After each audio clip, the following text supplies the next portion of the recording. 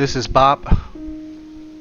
I wanted to talk a little bit about the basics of getting started in learning piano or trying to start learning how to play piano. There's a couple different things that I don't think most people consider when they're starting to learn an instrument that I thought might be good information or at least some ideas for you or other people to consider thinking about before you start playing, or if you have already started playing, if you're a brand new beginner, some things to think about before you start playing any instrument or start learning anything, not even music. You should outline a few short-term goals and a few long-term goals. So like for example, a short-term goal could be learning how to play this song, right? A very simple version of this song. And on the subset underneath that would be, what are the steps I need to take to be able to play this song, right? Like, do I need to be able to play with one hand? Do I need to be able to use two hands at the same time? And how am I going to go about learning how to do that, right? Long-term goals could be, after a few years, you would like to be proficient in, I don't know, improvising. If you like jazz music, or if you want to be producing your own music or making your own music, composing, what do you need to learn, and what kind of knowledge do you need to be able to start doing that, right? The piano as an instrument is very versatile. You can do many things with it. You can play, you can perform, you can compose, write, you can teach, right? So a lot of times people kind of get stuck thinking about just a really, really long-term goal, like, oh, I wish I was, or goals that are too vague or broad, like, I want to get better is not a good goal, right? Obviously, that's part of the process, right? But you should try to shoot for more specific goals, and goals that are realistically achievable. So once you have an idea of what you're trying to get out of the instrument, a good idea would be to figure out what kind of genre of music you like, or if you like a couple different genres of music, because that could affect the way you decide to start learning or what you learn in the beginning. For example, if you want to just learn how to play pop music or popular music, you probably don't need too much background in, say, theory or music notation. If you wanted to go the more traditional route and learn how to play, say, what we consider classical music or even jazz music, you would need a strong base in notation reading and theory, especially theory for if you're going to play jazz, right? So learning your fundamentals, things like scales, things like chords.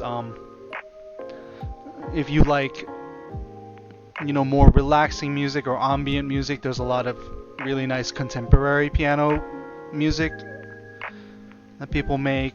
There's a lot of really, really good film and even video game music that's out there for the piano. Like, there's a lot of really good adaptations for the piano as an instrument itself. You can play almost anything on the piano because the key layout allows you to play harmony and melody at the same time. So you have a lot of options there.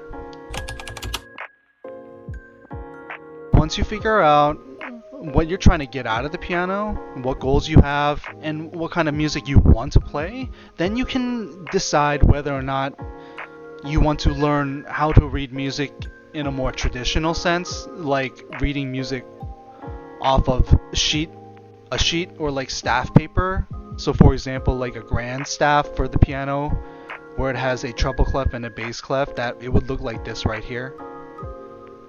Or if you want to learn how to read lead sheet, which is basically it's like a symbol like this, like that, something like this.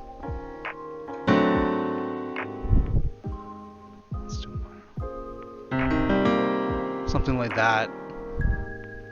So that there's like two ways of reading music, two very more popular ways of reading music. One of them is reading the little dots that you see all over the sheets of paper, and is reading that sort of chord symbol you see with the letter and the two letters and the number. Another way of learning music that I've seen gaining a lot of traction lately is copying somebody.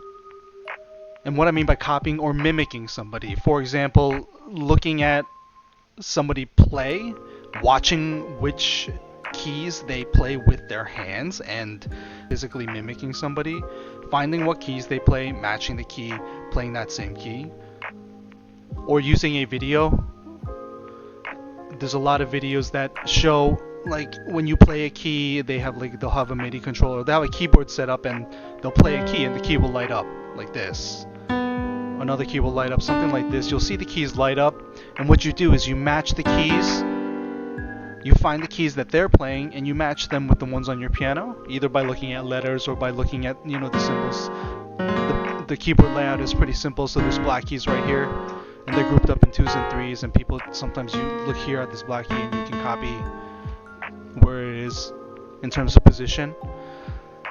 Those are the two probably most common ways of learning music right now, I would say, is either reading music or copying somebody. And there are benefits to both ways. We can talk a little bit about the benefits of both ways of learning. One being reading music, right? In a traditional sense, there is, if you learn how to read music off of paper, sheet music, or PDFs now, I guess, there's a lot of music online, there is a very, very large amount of written music, written repertoire that's already out there and that's readily accessible, that's free. You have a lot of options to choose from if you learn how to read notation. The notation is universal.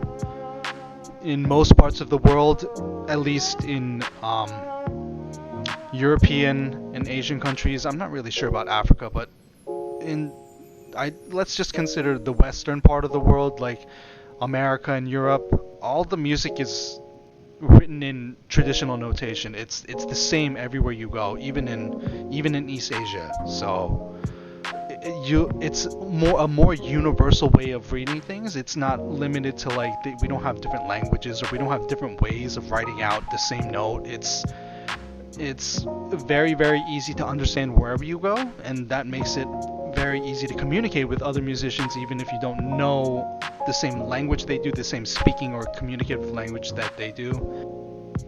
Learning how to read music also allows you to delve a little bit deeper into what they call music theory, because a lot of the diagrams and a lot of the concepts they use are explained by using traditional notation. So if you wanted to get more advanced into music, you would need to know how to read traditional notation, because that's how most things are explained, especially in some older resources or older books that are still quite good. But those are some of the benefits to reading music. There are also some benefits to copying and mimicking somebody. The main one would be that there's really no barrier of entry, or you don't really need any prior knowledge to copy somebody. You just look at what they're doing and you follow it. It's like they play this key right here, and you find that key and you do the same thing. It's very simple. There's not a lot of steps to it. It can be a little time consuming, I guess, but right, it's the ease of access is there. It's not difficult to get into, right? So there are some cons to both of these also. For example, when you're trying to learn how to read music, it can be a bit overwhelming at first, because a lot of times you'll have a lot of information thrown at you all at once, which can be a bit overwhelming. But if you take it step by step and you break it down, it's more of like, concept learning. So you learn one thing, finish learning that, you learn another thing, you put them together. It's like Legos. You build the blocks, but it takes longer. The barrier of entry is higher. You need more prior knowledge to begin playing by reading, right? So it's a little bit harder in the beginning. In the beginning, in the beginning. Some cons about copying someone playing or mimicking someone how to play is that you're very limited in the amount of repertoire that you have, or the pieces or songs that you can play, because you can only play what you see. So if somebody hasn't recorded it, or if somebody doesn't have a tutorial video on how to play this song or this piece, you can't play it because you have nothing to copy. It also means there's just very little room for growth or progression, because you're only learning one song or one piece of music. If it doesn't transfer over to anything else, or you can't take the concepts you learned or figured out how to do by copying somebody and applied it to different pieces of music, then it's really just only useful for that one song or piece you're playing. Another thing that could be detrimental from copying somebody is that if they have bad habits in terms of fingering or the way they use their hands, right? So what fingers they put on which keys, you can pick that up too, right? So there are possibilities of, learning these bad habits that you might not even know because you're just copying somebody else play. Another thing that could be difficult when you're copying somebody is that if they play anything remotely complicated that has a lot of notes, or they're playing a lot of keys at the same time, it's either going to be really, really time consuming, or there's going to be a lot of room for inaccuracies, because you're not going to be able to see every single key they're playing at the same time unless you really, really slow it down, which in turn then it just becomes really time consuming, right? On that vein, it just takes a really long time. And do you want to spend that much time just copying note for note what somebody's doing? It could end up taking hours upon hours just to get a few bars of music, because there's so many notes sometimes in the music that we play.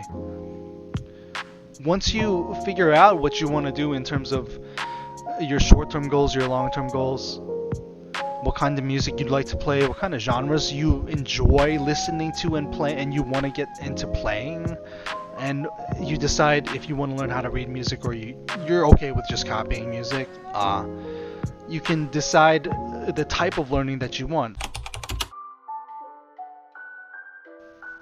So the two most common types of learning right now for music or for instruments is taking formal lessons, or taking lessons with a teacher in like a school setting or a one-on-one setting, and being self-taught, or self-taught being using information from multiple sources or multiple resources like books, the internet, videos, right? Instructional, pamphlets, whatever. Anything you can use as a source of information to help you learn by yourself, right? You learn and you digest that information, process it by yourself. And there are also good and bad things about both of these, right? From my personal experience, if you're a very serious learner and you're serious about learning the instrument and you want to get better very, very quickly, I would suggest you find a teacher that you can connect with, who, number one, understands your goals, and number two, is willing to help you with those goals, who just doesn't give you sort of like a curriculum-based lesson plan. You'll see it right away from the first couple weeks. If you walk into a lesson and the teacher is just like, play pages 4 to 6 today, right? And then you come back the next week and they're like, all right, now play pages 6 to 7, and then etc., etc. That's a very lazy way of teaching, in my opinion. That's just my own opinion. We'll preface that.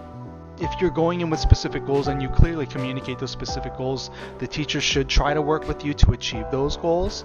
And if you don't get the vibe that they're doing that, then there's nothing wrong with, number one, dropping the teacher and looking for another one, and number two, hopping around from teacher to teacher until you find the one that you believe will help you the most. So don't get stuck in a rut by, this sort of like commitment to, oh, I'll just go with this guy because he's cheap, or I'll go with this guy because somebody else said he was good, or I'll go with this lady because she seems like a nice person. I don't know. You want to really, really be a little bit more selfish with how you decide to go about taking lessons, because a lot of times it can be pretty expensive learning from somebody, especially if they have credentials from, they have degrees and things like that. If you're a serious learner though, I would 100% recommend lessons. Find a good teacher, find a good school, go off of recommendations from other people that you know that are taking lessons. If you want to be a more casual learner, there's nothing wrong with learning by yourself or trying to learn by yourself, especially if you have the discipline to do it. That's probably the biggest factor. If you have the discipline to, number one, practice, manage your own time, develop good habits, and really fact check the information that you're using to learn from, which is really important, because especially if you get stuff off the internet or YouTube, like this video, anybody can put anything on the internet. Even what I'm telling you, take it all with a grain of salt. Do your own research, fact check. What I'm just trying to give you is ideas or things that I think you should consider or think about if you want to get started playing piano. So that's about it for, the information that you probably want to consider if you're thinking about learning how to play piano. I'm going to be doing a lot of future videos on practice habits, discipline, time management, repertoire choices, and books, right? Like beginner books and resources for learning and reading. If there are any things that you guys want to see me make a video about in terms of getting started, or what's a good way to, begin learning, like what should I start by playing, right? Let me know in the comments below. Any ideas on videos that you want to see, like very specific topics? I'll be doing videos on scales, videos on chords, a lot of things on fundamentals. I'll be making videos for, especially for my students to use, and I'll do my best to get them out. This is Bob.